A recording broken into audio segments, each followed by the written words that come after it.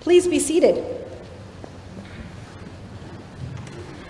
Here we are again on a Sunday, when Jesus again is teaching.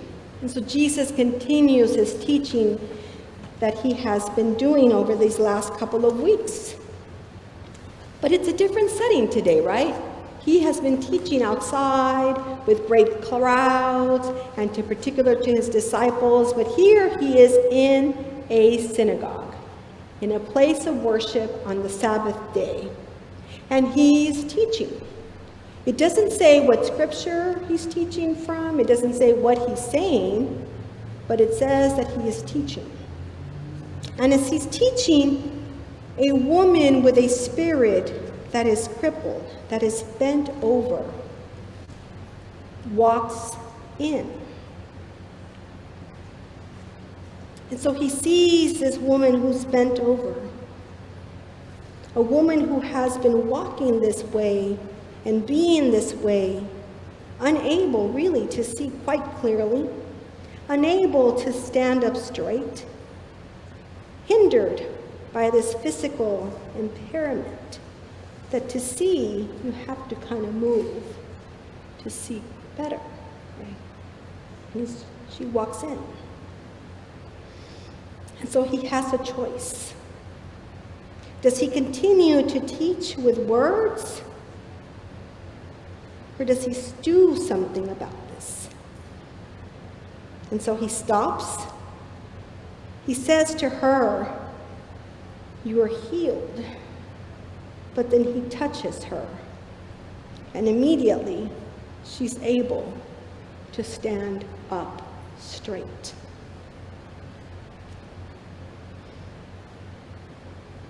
What was life like for this woman, being bent over for so long? Unable to see, unable to fully be who she is called to be. What has kept her in this position? What has caused her to have this ailment? I was reading that during World War II, that there was this condition, and there is this condition, where humans' backs start bending over. But what they discovered, or what they would say during World War I, is that it was particularly something that soldiers and veterans of war were experiencing. And it was a psychological ailment. They had had so much trauma. They had seen so much that their bodies would bend over. And so this woman has been living this way. And what has been happening in her life? What pressures? What concerns? What worries? What struggles, what suffering has she seen or experienced that has now caused this physical ailment? And so Jesus does something about it.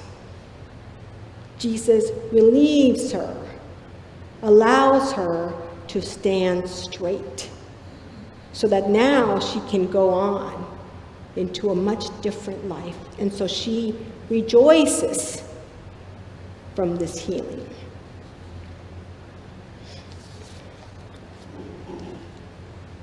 But what is the comment from the religious leaders, right? What are the comments from the people in charge? They say, not today, do it a different day. Do it not on the Sabbath, because this is the Sabbath and we're not supposed to work, right? Now, let's just be clear. This woman has been suffering from this for 18 years. There have been plenty of Sundays, plenty of Mondays, plenty of Tuesdays and Wednesdays and Thursdays and Fridays. The Jewish Sabbath is on a Saturday, right? So, okay, let's skip the Saturdays. But all those other days for 18 years, No one has helped her? What was the reason then not to stand with her and support her and help her? And so I say that because today there are people who are also struggling and hurting and having difficulties and having pressures that may not physically be seen like they're bent over, but there are crushing pressures that are keeping people from living and being who they fully are called to be.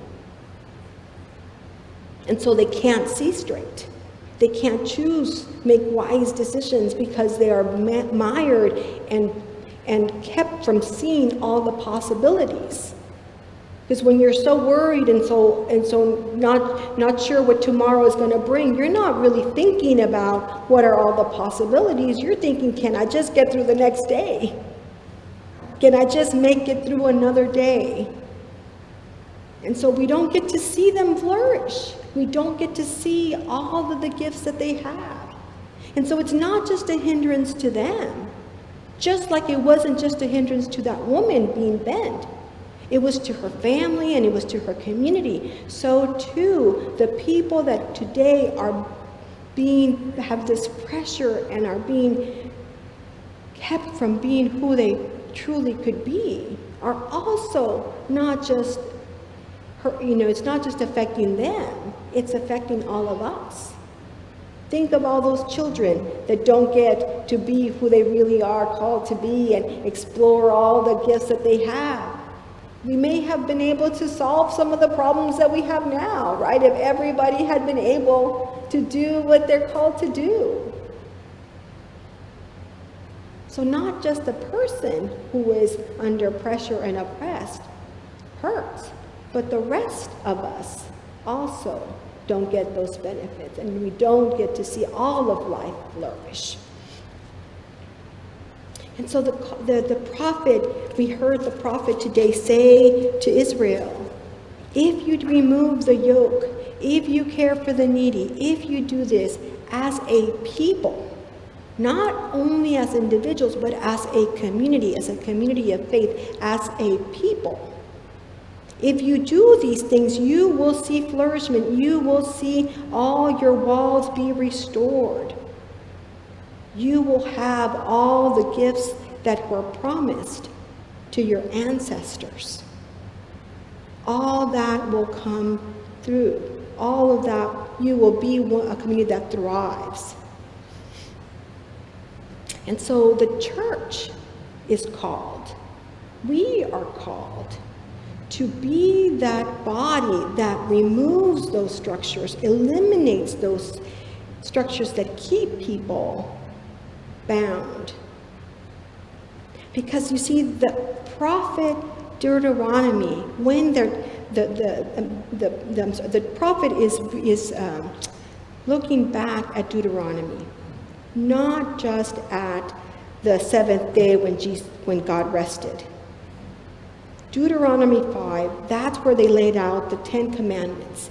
And in the 10 commandments, the third commandment is, you will keep the day holy.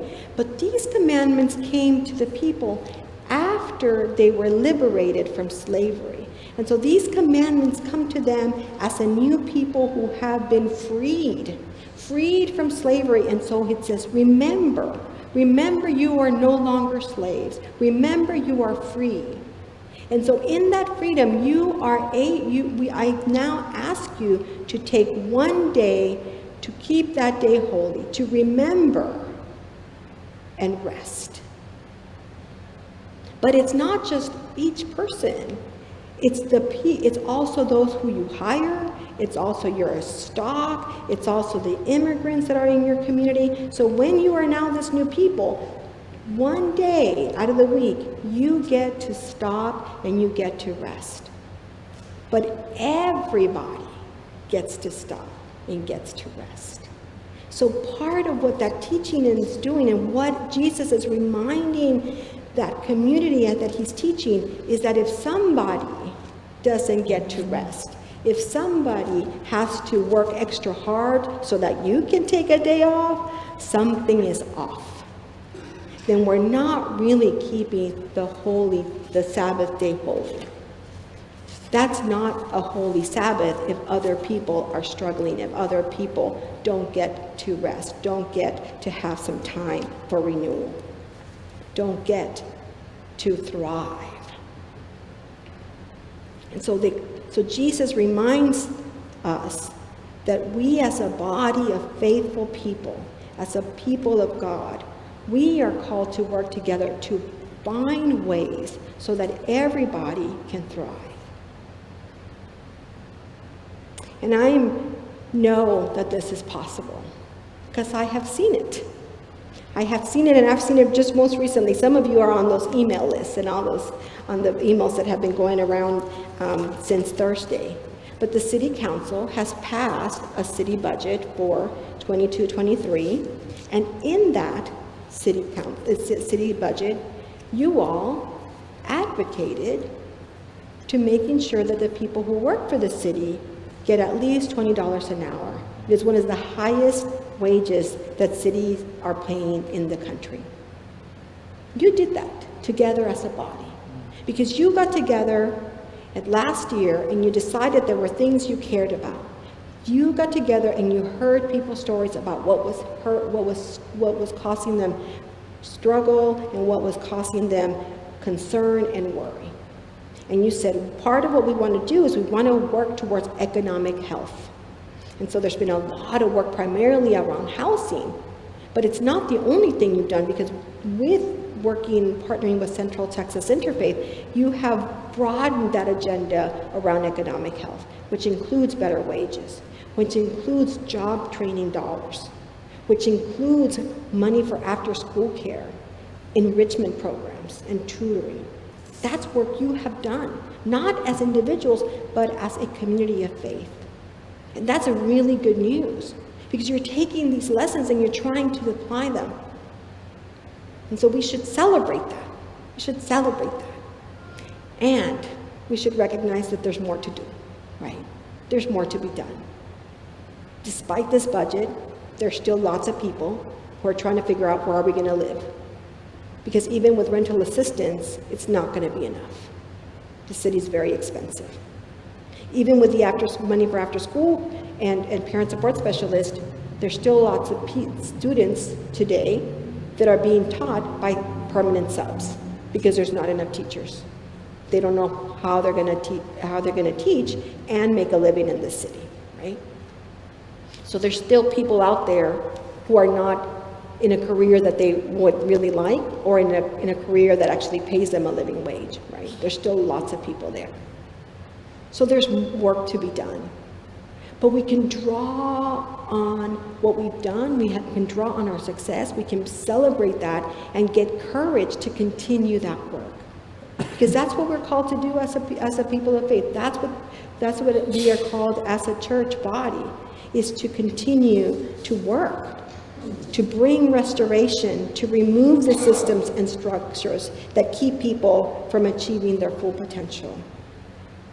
And so let's continue to do that so that everyone can stand up straight, rejoicing in the loving power of God. Amen.